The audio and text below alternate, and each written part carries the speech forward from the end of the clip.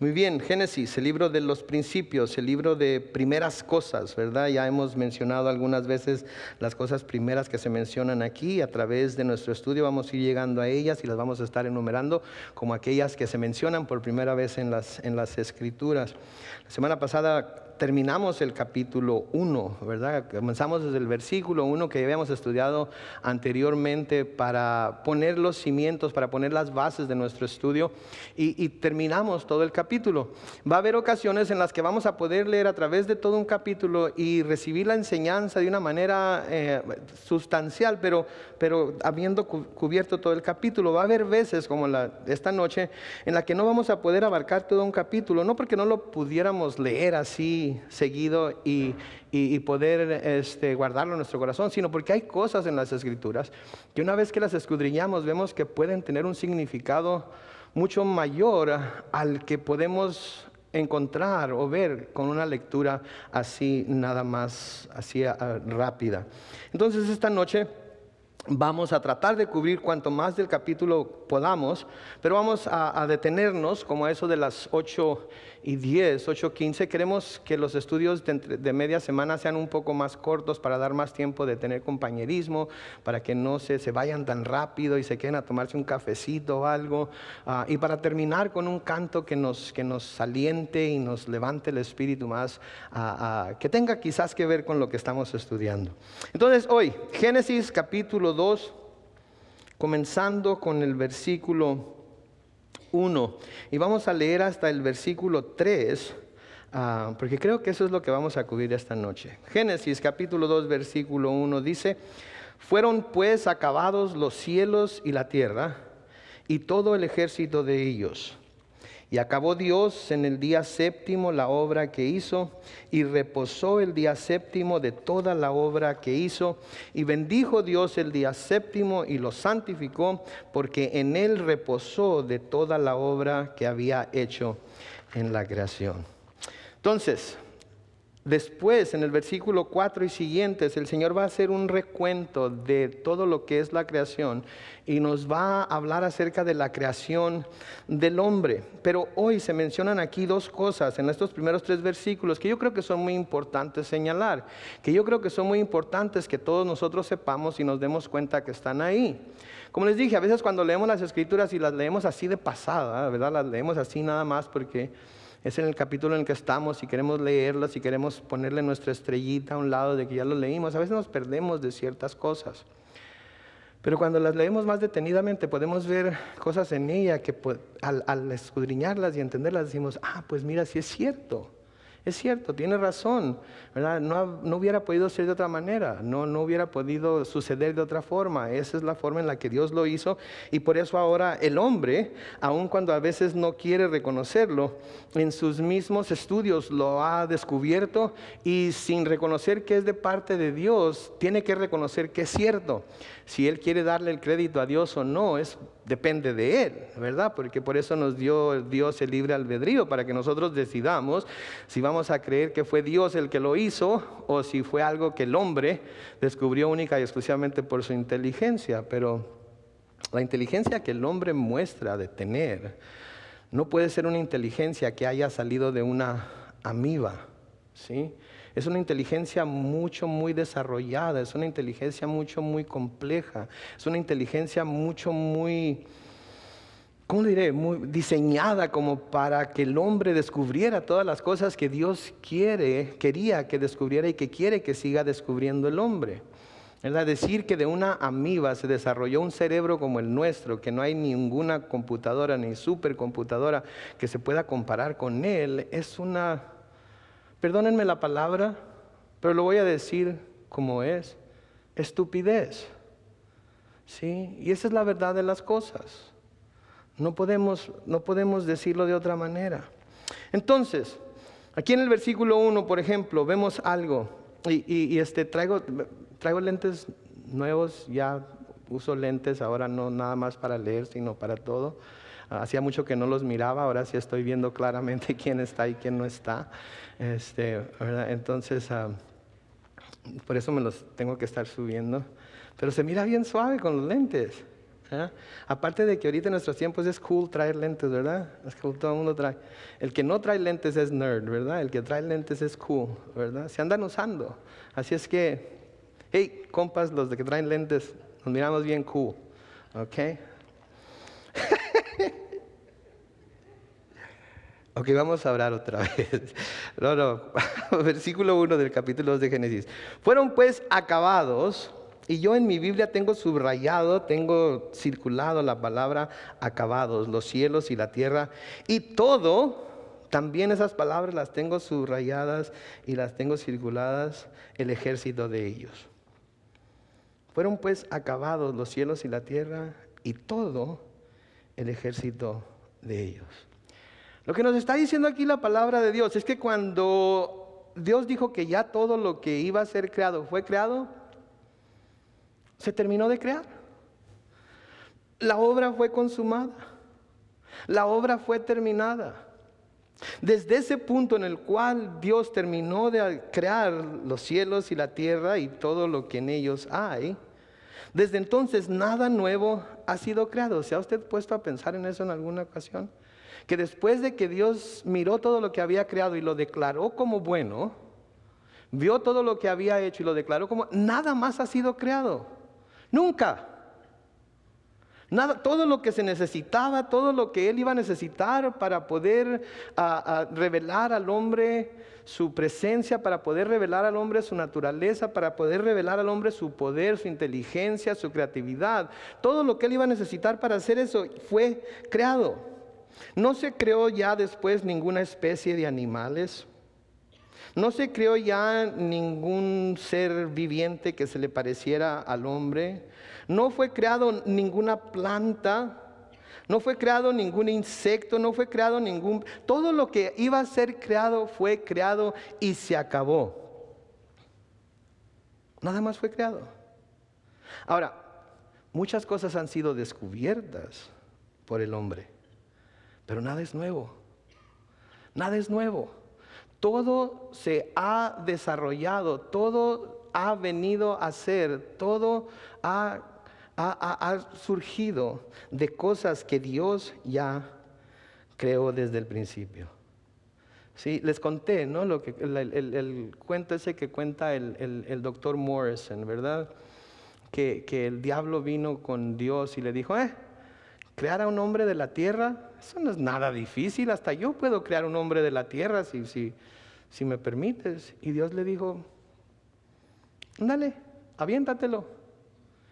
Y se agacha el diablo y empieza a agarrar un montón de tierra y Dios le dice, espérate, pero tienes que usar tu propia tierra, ¿verdad? Entonces el diablo hubiera podido quizás hacer un hombre de la tierra, pero era con la tierra que Dios ya había creado. Y nunca hubiera podido crear tierra para crear al hombre. Porque eso fue algo que Dios creó, eso fue algo que solamente Dios tiene el poder para hacer, el crear algo de la nada. Todo lo que el hombre ha podido inventar a través de los siglos, lo ha inventado usando la materia o los materiales que ya Dios ha creado. Porque nadie puede crear de la nada. Nadie puede decir hágase y se hizo. Nadie puede decir que se forme y se forma.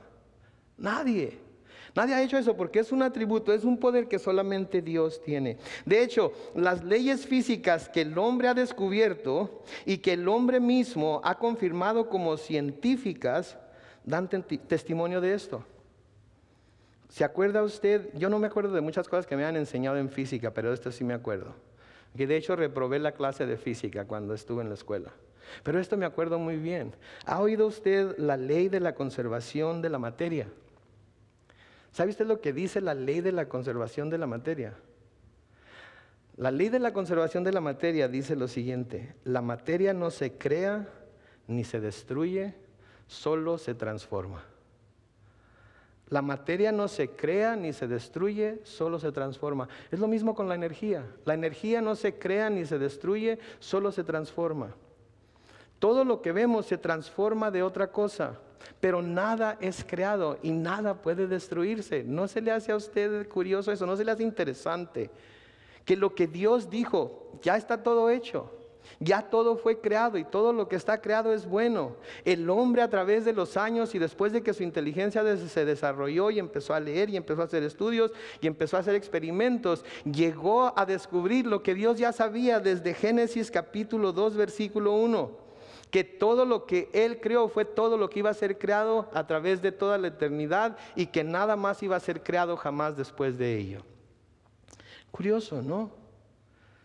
Que el hombre que se cree tan inteligente, que el hombre que cree que es la máxima autoridad sobre la creación, que el hombre que cree que es la mamá de los pollitos, diría mi papá, ¿verdad? Tuvo que pasar miles de años de estudios, de inteligencia, de ciencia, de todo lo demás, para poder llegar a la conclusión a la cual Dios llegó en Génesis 2:1. Que cuando Él terminó la creación, ahí terminó de crearse cualquier cosa. Y ahora todo lo que vemos es producto de algo que Dios hizo anteriormente, pero el hombre no ha creado nada nuevo. Me recuerda lo que Salomón escribe en Eclesiastés 1, en los versículos 9 y 10, donde dice: ¿qué es lo que fue? Lo mismo que será. ¿Qué es lo que ha sido hecho? Lo mismo que se hará. Y nada hay nuevo debajo del sol. ¿Hay algo de que se puede decir, aquí esto es nuevo? Ya fue en los siglos que nos han precedido. O sea, Salomón también, tantos años atrás, digo, no hay nada nuevo bajo el sol. Todo ya ha sido antes. Nunca va a haber nada nuevo. Todos decimos que los tiempos cambian, que la gente cambia, que hay cosas nuevas. ¿Sabe que no hay nada nuevo? Todo ha pasado antes, ¿sí? Hubo un tiempo en el que los pantalones acampanados estaban de moda. Espero que no vuelvan a estarlo, pero le aseguro que sí lo van a estar un día no muy lejano, ¿verdad? Porque todo da vuelta, es un círculo, es un ciclo en donde todo vuelve. El hombre no tiene la capacidad para hacer algo nuevo. Y cuando hace algo nuevo, lo hace, pero con los materiales que Dios ya ha hecho.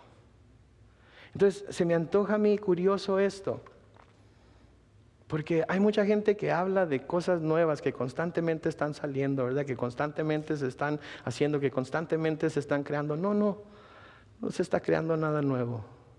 Todo lo que se está creando, todo lo que se está diseñando, todo lo que se está haciendo con materia que Dios ya creó anteriormente. Y sin esa materia que Dios creó, nadie podría hacer absolutamente nada. Nada. Los que clonaron al borrego aquel, ¿se acuerdan? A Dolly. Lo clonaron y ¡uy, qué bárbaro! Clonaron, mira nomás. El hombre, qué inteligencia, qué bárbaro. Pero ¿de qué lo clonaron? Del aire. Hicieron 2 partes de esto, 2 partes de esto otro, lo vamos a juntar y va a salir un borrego. No, tuvieron que tomar ADN y células de otro borrego para poder crear este borrego. Entonces, ¿en dónde está la maravilla de lo que hicieron? ¿Verdad? Que digan, hágase la luz y se haga. Que digan, póngase un sol en el cielo y que se ponga. Que hagan algo como eso. Entonces van a ser dignos de admiración. Pero hasta entonces, el único digno de admiración y el único que puede decir que ha hecho algo de semejante es Dios. Versículo 2. Y acabó Dios en el día séptimo la obra que hizo. Y de nuevo, noten ahí las palabras que yo tengo subrayadas. No sé si usted quiere hacerlo, pero acabó Dios en el día séptimo la obra que hizo. Y reposó el día séptimo de toda la obra que hizo. Y bendijo Dios el día séptimo y lo santificó, porque en él reposó de toda la obra que había hecho en la creación. Terminó Dios toda la obra de la creación en el 6º día, y en el 7º día reposó. Y tomó ese día séptimo y lo santificó, que quiere decir lo apartó, lo hizo algo especial. Lo hizo algo que iba a ser usado en el futuro para manifestar, para presentar algo. Porque en él reposó de toda la obra que había hecho en la creación. Note que dicen que reposó, pero en ningún momento nos dice que reposó porque estaba cansado. Reposó porque simplemente terminó de crear, ya no había más que crear, se sentó. ¿Alguna vez ha terminado usted su trabajo antes del tiempo que pensaba que lo iba a hacer? ¿No está cansado? ¿No tiene sueño? ¿No tiene nada que lo llevara a sentarse, a reposar, excepto el hecho de que ya todo está terminado, ya no hay nada más que hacer? Bueno, eso es lo que se nos está diciendo aquí. Dios reposó, pero no reposó porque estaba cansado. Reposó porque había terminado la obra. Reposó porque había terminado la creación. Reposó porque ya no había más que hacer. Lo que Él había determinado que iba a hacer, lo terminó y ya no había necesidad de más. Así es que reposó. Isaías 40, comenzando con el versículo 28, nos dice lo siguiente acerca de Dios. ¿No has sabido, no has oído que el Dios eterno es Jehová, el cual creó los confines de la tierra? No desfallece ni se fatiga con cansancio, y su entendimiento no hay quien lo alcance. Dios no se cansa. Dios no tiene que descansar, Dios no tiene que dormir, Dios no tiene que sentarse como nosotros nos cansamos, como nosotros tenemos sueño, como nosotros tenemos que sentarnos para descansar los pies o para descansar. Dios no se cansa. Los hombres se cansan, mire lo que sigue diciendo en el versículo 30. Los muchachos se fatigan y se cansan, los jóvenes flaquean y caen. Pero los que esperan a Jehová tendrán nuevas fuerzas, levantarán alas como las águilas, correrán y no se cansarán, caminarán y no se fatigarán. Entonces, Dios no necesita descansar. La palabra nos dice que es todo lo contrario, que Él es la fuente de todo poder y toda fuerza. Y Él es nuestra fuente cuando necesitamos fuerzas para seguir adelante, aun cuando las fuerzas nos faltan. Eso es algo glorioso que debemos saber de Dios, porque a veces tenemos la idea de que Dios se va a dormir, se tapa con la cobija, se pone la almohada en el rostro, se pone orejeras y por más que clamamos a Él no contesta. Y creemos que es como cualquier hombre que se cansa y ha de estar acostado por allá, no nos oye, no nos responde, no quiere hacer lo que nosotros le estamos pidiendo. Pero no, la palabra de Dios nos dice que no ese es el caso. Cuando el Señor hace eso es porque Él quiere que nosotros insistamos, porque quiere que sigamos yendo a Él, porque quiere que no nos cansemos de ir a Él, pero quiere que sepamos que Él es la fuente a donde podemos ir para poder tener el poder y la fuerza para seguir adelante cuando nosotros sentimos que las fuerzas nos faltan. Y todos pasamos por tiempos en donde ya las fuerzas no nos alcanzan. ¿No es cierto? Estoy seguro que algunos de ustedes quizás están pasando por un tiempo como ese ahorita mismo, donde ya no tienen más fuerzas, ya no aguantan más, no soportan más. Si tienen que resistir por lo que están pasando un día más, sienten que van a desmayar, sienten que van a desfallecer, sienten que las manos se van a caer, sienten que ya no tienen fuerza. ¿Saben qué? Lo único que tenemos que hacer es saber que Dios no descansa, que Él no duerme y que podemos acercarnos a Él. Podemos ir a Él durante nuestros tiempos de enfermedad. Podemos ir a Él en los tiempos que no sabemos si podemos seguir adelante por las pruebas que esta vida nos trae o por los ataques del enemigo, que parece ser que siempre nos da en donde más nos duele, ¿no es cierto? Parece que Satanás siempre nos da en donde más nos duele. Parece que el enemigo de nuestras almas siempre sabe en dónde nos puede dar y a quién puede usar para lastimarnos más. A veces usa nuestros seres más queridos, ¿no es cierto? Nuestros hijos, nuestro cónyuge. Aquellos amigos que nosotros pensábamos que eran verdaderos amigos, a veces los usa a ellos, a veces ellos son aquello que usa para lastimarnos, para hacernos daño. Mi mamá dice, él sabe de cuál pata cojeamos. Él sabe dónde está nuestra debilidad y nos ataca por ese lado. Y cuando menos pensamos, caemos y fallamos. Y sentimos que quizás nunca vamos a poder vencer esa debilidad que tenemos, ¿no es cierto? Parece que sentimos como que, ¿para qué luchar? ¿Para qué seguir adelante? ¿Para qué esforzarme? ¿Para qué me hago pato? ¿Para qué me hago tonto? Nunca voy a poder vencer, nunca voy a poder tener victoria. ¿Saben que en ese mismo momento, en ese mismo instante, podemos ir al trono de la gracia y saber que nos vamos a encontrar a un Dios que no está dormido, a un Dios que no está cansado, a un Dios que no está fatigado, a un Dios que responde, escucha y responde a nuestras oraciones, que ha contestado oraciones anteriormente y que quiere contestar las oraciones y ser nuestra fuerza, nuestro poder en este mismo instante? Un Dios que no está cansado de andar corriendo de un lado para otro apagando incendios, ¿verdad? A veces tenemos esa idea de Dios, ¿no es cierto? Que Dios es Dios es una persona, Dios es Dios, pero que anda de un lado para otro tratando de apagar los incendios que Satanás prende. Sí, ya encendió un incendio en Siria, ahí va Dios a apagar el incendio. Mientras está apagando ese incendio, hay un incendio en Israel, ya ahí va Dios a apagar el incendio. Mientras está pasando eso, algo pasó en Egipto, y ahí va Dios No, Dios es un Dios soberano que está sobre todas las cosas. Y si lo que está sucediendo alrededor del mundo y lo que está sucediendo en nuestra vida está permitiendo que suceda, es porque Él quiere cumplir un propósito en nosotros, y más que todo quiere manifestarse y quiere mostrarse poderoso de parte nuestra. ¿Saben? Esa es una de las razones por las que vino Jesucristo a la tierra. Esa es una de las razones por las que Dios envió a su Hijo a la tierra en forma humana, para que Él pudiera pasar por los mismos sufrimientos, por las mismas tentaciones, por las mismas pruebas que nosotros pasamos. Para que pudiera saber qué es lo que cada uno de nosotros siente cuando está pasando por esas situaciones, y pueda mostrar su compasión hacia nosotros.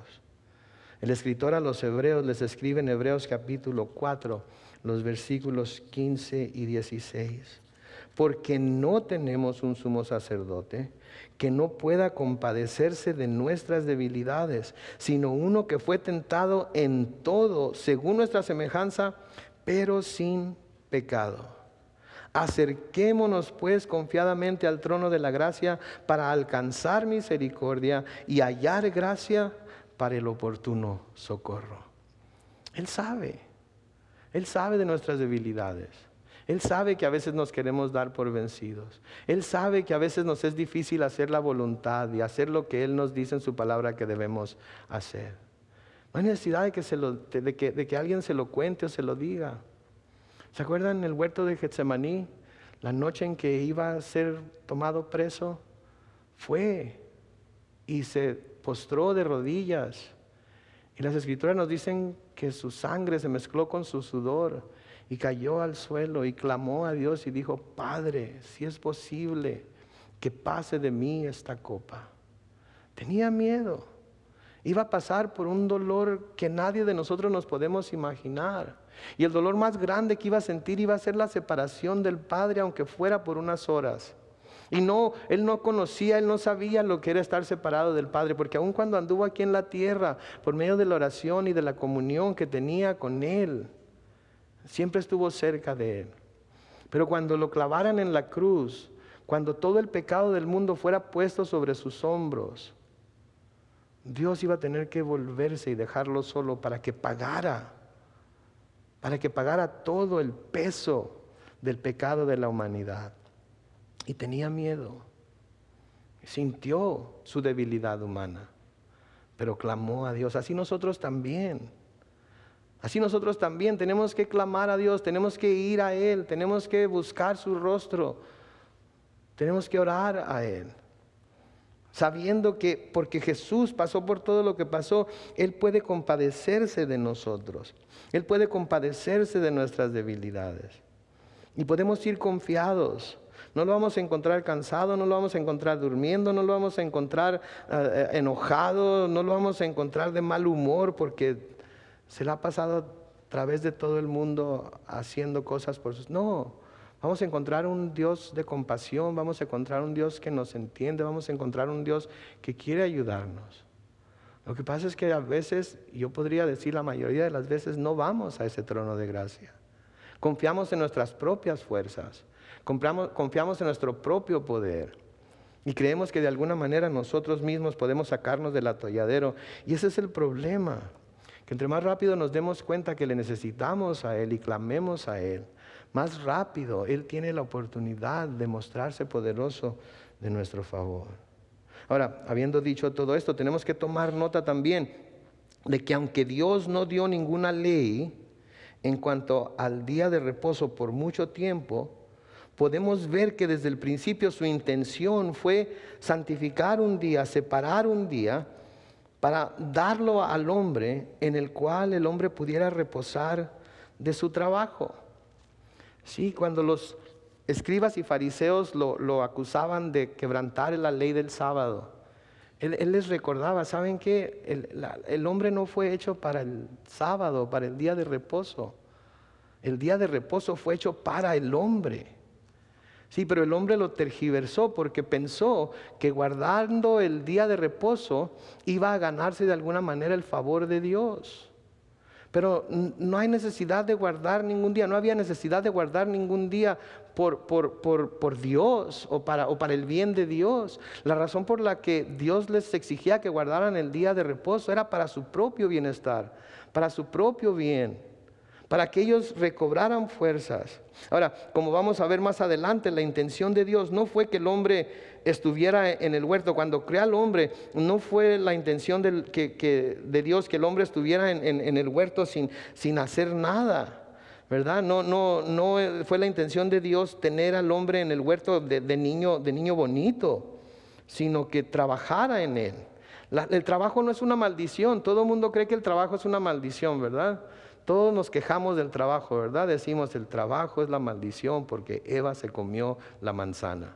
Hasta canciones se han escrito acerca de eso, ¿verdad? ¿No es cierto? Dulce manzana fue la que le dio Eva a Adán. Y por la manzana es que estoy luchando el pan. ¿Se acuerdan? Están demasiado jóvenes para acordarse de esa canción. Ok, mucha gente ve el trabajo como la maldición de Dios por el pecado. Pero el trabajo no es la maldición.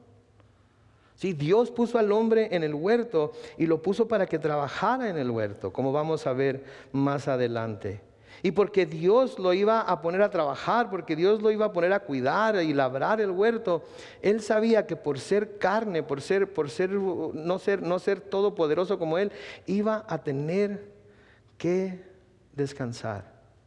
Iba a tener que reposar, iba a tener que reponer las fuerzas que iba a usar en el trabajo que Dios le iba a dar. Sí, más bien el reposar, más bien el santificar este día fue más como una muestra que Dios estaba dándonos, que después Él tuvo que convertir en un mandamiento, porque, y díganme si no, es muy difícil para el hombre reconocer su debilidad y su necesidad de descansar. ¿No es cierto? ¿Cuántos workaholics tenemos aquí? ¿Cuántos tenemos aquí? Habemos muchos. No, yo no puedo descansar.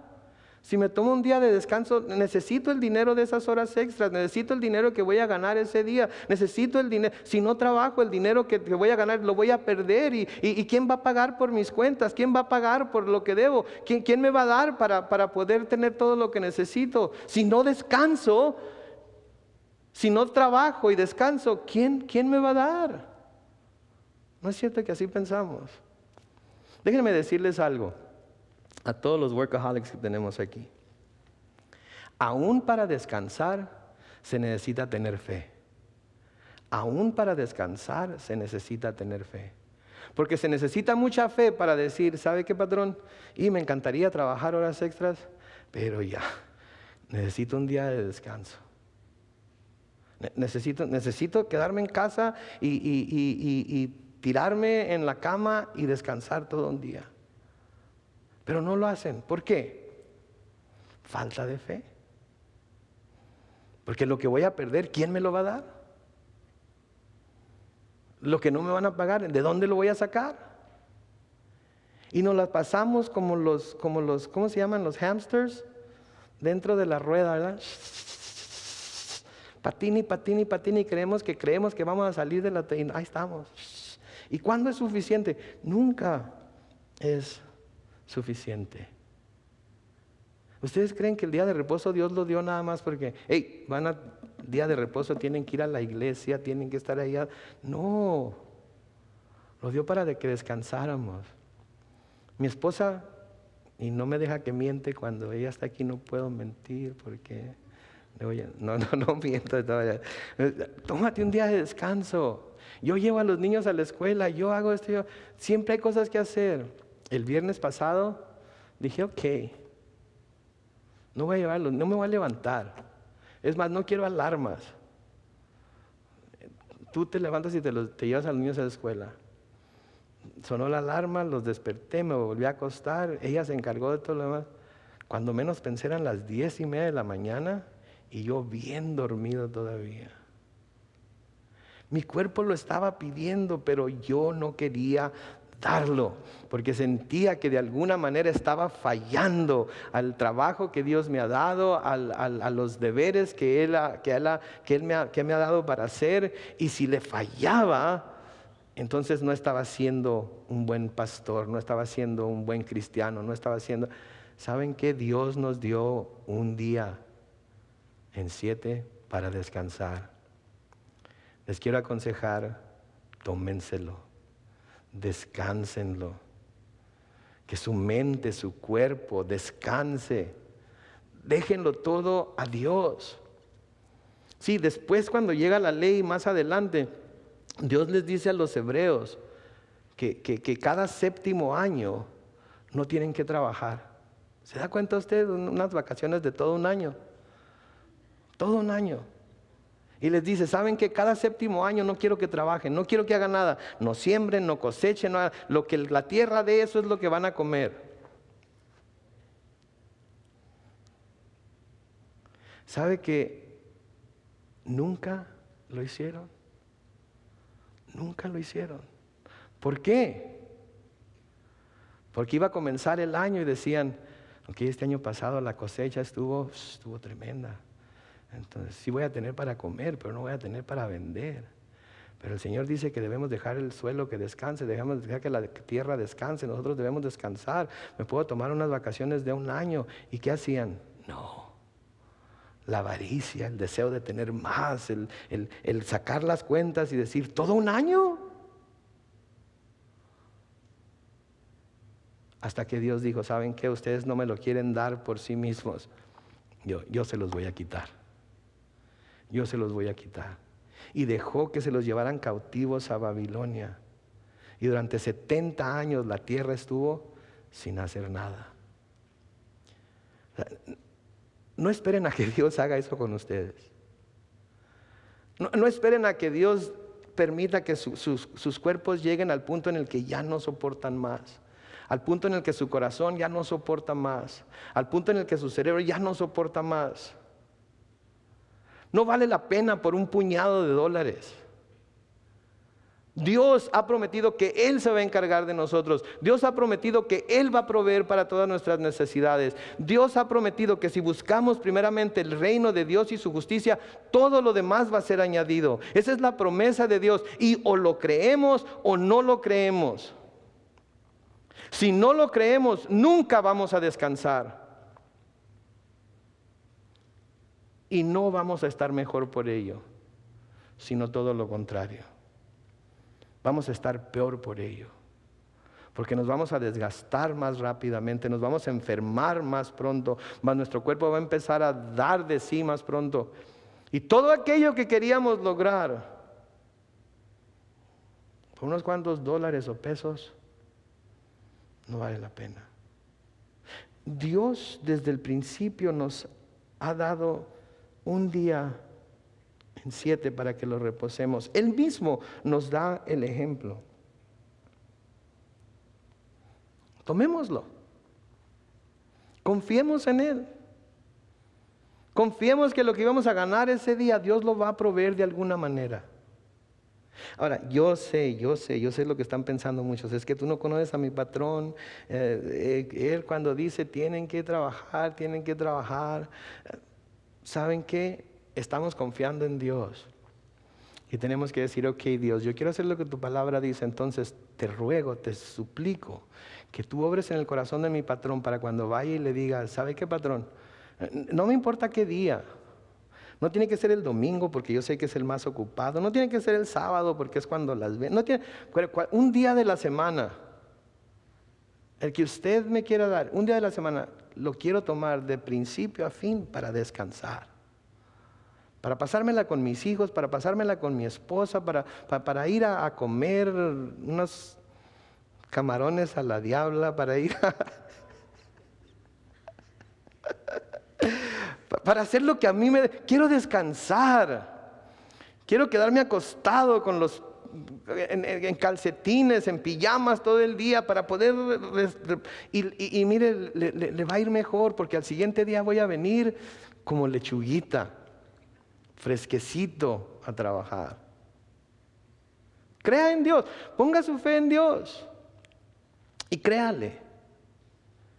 Yo estoy seguro que si usted prueba a Dios de esta manera, Dios le va a responder. El cuerpo humano no está diseñado para darle y darle y darle y darle. Tarde o temprano va a tener úlceras, tarde o temprano va a tener llagas en el estómago, tarde o temprano va a tener todo tipo de enfermedades. No le va a alcanzar el dinero para curarse. Mejor descanse. Amén. El día de reposo también fue establecido por Dios como una representación de algo más grande y significativo que iba a venir más adelante. Era la sombra detrás de lo cual estaba algo más sustancioso todavía, algo más poderoso todavía. Por eso lo establece el séptimo día después de que comenzó a crear. Por eso lo establece desde el principio, porque desde el principio Dios quería dejar saber al hombre que había algo mucho más grande y poderoso, mucho más sustancioso, que estaba simbolizado por el día de reposo. Pablo, miles de años después, escribe a los colosenses en Colosenses 2, los versículos 14 al 17, lo siguiente. Les dice, y a vosotros, versículo 13. ¿Tenemos el versículo 13? No, ok, les voy a leer el versículo 13 y luego los demás van a estar ahí. Y a vosotros, estando muertos en pecados y en la incircuncisión de vuestra carne, os dio vida juntamente con él, perdonándoos todos los pecados. Versículo 14 ahora dice, anulando el acta de los decretos que había contra nosotros, que nos era contraria, quitándola de en medio y clavándola en la cruz. Y despojando a los principados y a las potestades, los exhibió públicamente, triunfando sobre ellos en la cruz. Luego noten lo que dicen los versículos 16 y 17. Por tanto, nadie os juzgue en comida o en bebida, o en cuanto a días de fiesta, luna nueva o días de reposo, todo lo cual es sombra de lo que ha de venir, pero el cuerpo es ¿de quién? De Cristo.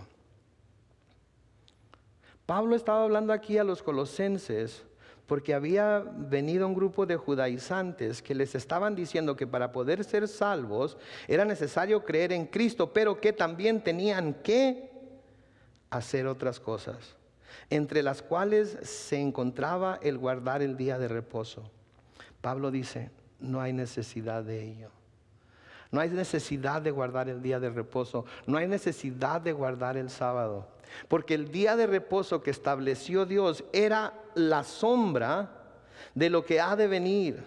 La sombra de algo mucho más poderoso. La sombra que está o que es el cuerpo de Cristo. El día de reposo representaba a Cristo, que un día iba a venir a hacer el reposo por cada uno de nosotros. Así como el día de reposo fue creado para que el hombre descansara de su trabajo físico, Cristo fue enviado a la tierra para que hubiera una manera de que el hombre descansara en la obra que Él llevó a cabo en la cruz para obtener la salvación de su alma eterna sin tener que recurrir y confiar en sus actos religiosos, muertos e ineficaces para hacerlo. Eso era lo que representaba el día de reposo. En que un día iba a venir el Cristo. Y en ese Cristo íbamos a poder reposar, íbamos a poder descansar en su obra, íbamos a poder bajar las manos y decir, ok, entiendo que no hay nada que yo pueda hacer para ganarme el favor de Dios, excepto creer en su Hijo, y voy a reposar en Él, voy a descansar en Él, voy a confiar en Él, de tal manera que ya no tengo que hacer nada.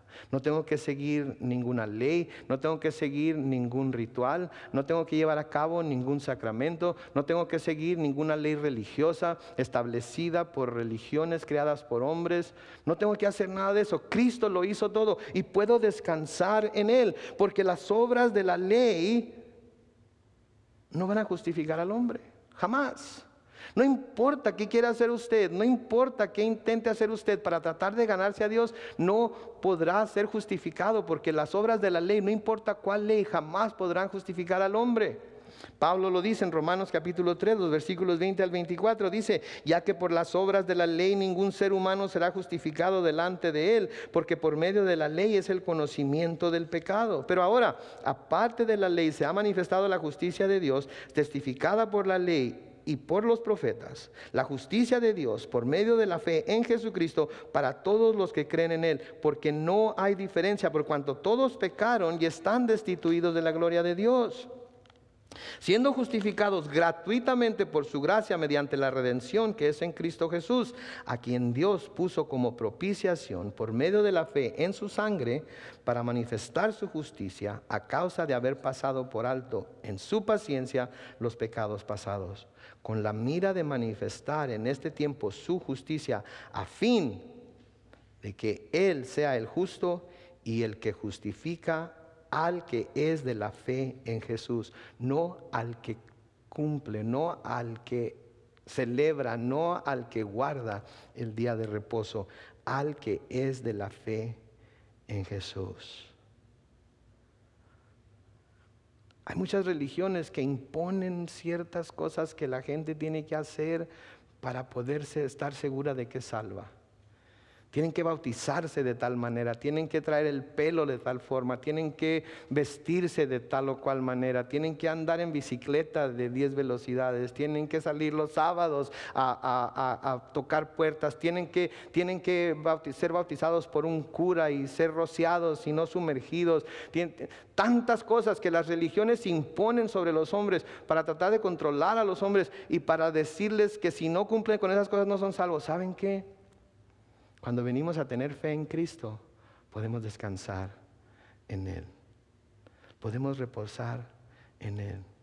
Y cuando el hombre trata de usar cualquier otro medio para llegar a Dios, básicamente lo que está diciendo es que no cree lo que Dios le ha dicho, no cree que la fe en Cristo sea suficiente, aun cuando ha recibido la promesa de vida eterna del mismo Señor por medio de su palabra. Eso es lo que está diciendo básicamente. Ok. Yo sé que es por la fe en Cristo, pero también tengo que bautizarme, ¿que no? No. Ok. Yo sé que es por fe en Cristo nada más, pero también tengo que ir a que hagan los 7 sacramentos, ¿que no? No. Ok. Yo sé que es por la fe en Cristo, pero también tengo que cortarme todo el pelo y dejarme una trencita y andar caminando con una bata diciendo Hare Krishna, Hare Krishna en el aeropuerto de San Diego, ¿no es cierto? No. Es la fe únicamente, en Cristo únicamente, en la cual descansamos. Aquí el escritor de la carta a los Hebreos, una de las cosas que hace es advertirles que no vayan a querer volverse a las prácticas del judaísmo para buscar ser justificados, sino que pongan su fe en Cristo. La carta de los Hebreos fue escrita a un grupo de cristianos hebreos que casi eran convencidos de volver a los sacrificios de animales, que casi eran convencidos de volver a practicar el judaísmo juntamente con el cristianismo para poder ser salvos. Y el escritor les dice, no es así. No vayan a hacerlo. No vaya a ser que les pase lo mismo que les sucedió a sus padres en el desierto, que por su incredulidad no entraron en el reposo del Señor. Hebreos 4, versículos 1 al 10 dicen lo siguiente: temamos pues, no sea que permaneciendo aún la promesa de entrar en su reposo, alguno de vosotros parezca no haberlo alcanzado. Porque también a nosotros se nos ha anunciado la buena nueva, como a ellos, como a los que estaban en el desierto, los que anduvieron durante 40 años en el desierto. Pero no les aprovechó el oír la palabra por no oír o por no ir acompañada de fe en lo que oyeron. Pero los que hemos creído entramos en el reposo de la manera que dijo: por tanto juré en mi ira, no entrarán en mi reposo, aunque las obras suyas estaban acabadas desde la fundación del mundo. ¿Se fija usted lo que está diciendo aquí la palabra de Dios? Que todo estaba preparado para que ellos entraran en el reposo del Señor, pero porque no creyeron en Él, Dios no les permitió entrar. Y eso es de lo que nosotros nos tenemos que cuidar. Que no pensemos que es nuestra fe en Cristo y algo más. Que es nuestra fe en Cristo, pero tenemos que agregarle algo. No tenemos que agregarle nada. El versículo 4 dice: porque en cierto lugar dijo así del séptimo día, y reposó Dios de todas sus obras en el séptimo día. Y otra vez aquí: no entrarán en mi reposo. Por lo tanto, puesto que falta que algunos entren en él, y aquellos a quienes primero se les anunció la buena nueva no entraron por causa de desobediencia, otra vez determina un día, hoy, diciendo: después de tanto tiempo, por medio de David, como se dijo: si oyereis hoy su voz, no endurezcáis vuestros corazones. Porque si Josué les hubiera dado el reposo, no hablaría después de otro día. Por tanto, queda un reposo para el pueblo de Dios, porque el que ha entrado en su reposo también ha reposado de sus obras, como Dios de las suyas. ¿Se fija usted? El día de reposo, desde el principio, desde Génesis capítulo 2, versículos 2 y 3, nos estaban mostrando lo que Dios iba a hacer a través de su Hijo Jesucristo, al darnos reposo a nosotros de nuestras obras, así como el Señor reposó de las obras que Él hizo. Y así es con la salvación. Cuando nacemos de nuevo, ¿a qué nacemos? A reposar en Cristo. No sé si usted ha notado esto, pero note: ¿cuándo fue creado el hombre? El sexto día. Al final del sexto día Dios creó al hombre. ¿Cuál fue el primer día completo de vida que vivió el hombre? El día de reposo. El hombre fue creado e inmediatamente fue puesto en el huerto del Edén para vivir su primer día de vida reposando. Así nosotros nacemos de nuevo, y cuando nacemos a esa vida nueva, ¿a qué nacemos? Al reposo que tenemos en Cristo Jesús. No hay necesidad de hacer más. No hay necesidad de esforzarnos. La salvación es nuestra por la fe que ponemos en Cristo y por nada más. No hay necesidad de otra cosa.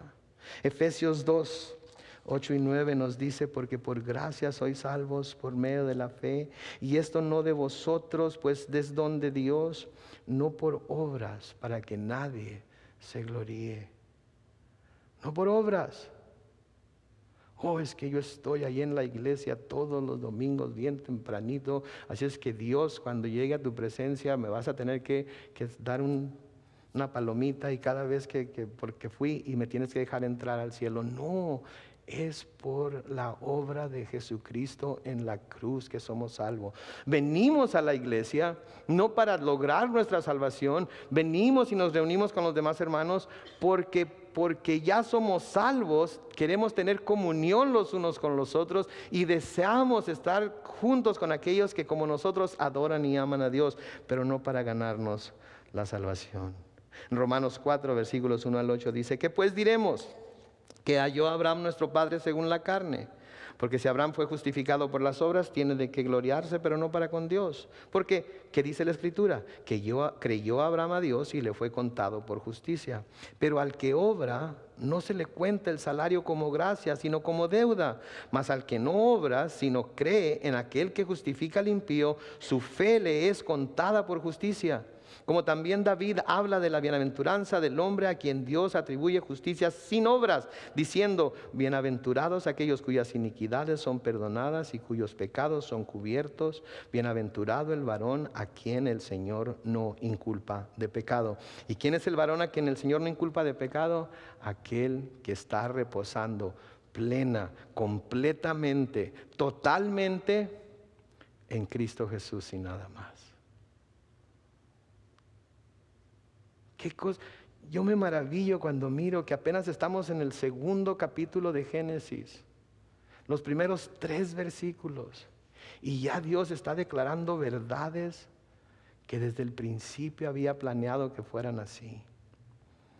Y a veces las leemos así por encima y no nos damos cuenta. Y cuando finalmente las escudriñamos decimos: oh my gosh, Señor, ¿quién te va a enseñar? ¿Quién puede tener una mente y un corazón más maravilloso que el tuyo? ¿Quién? Desde el principio.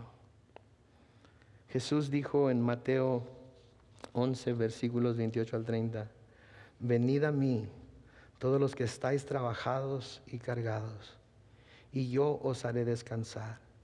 Llevad mi yugo sobre vosotros y aprended de mí, que soy manso y humilde de corazón, y hallaréis descanso para vuestras almas, porque mi yugo es fácil y mi carga ligera. ¿Se siente cargado hoy? ¿Se siente cansado hoy? ¿Se siente trabajado hoy? Venga a Cristo. Él es su reposo. En Él encontrará descanso espiritual, de su culpa, de su pecado, del temor. Venga a Cristo y Él le hará descansar. Amén.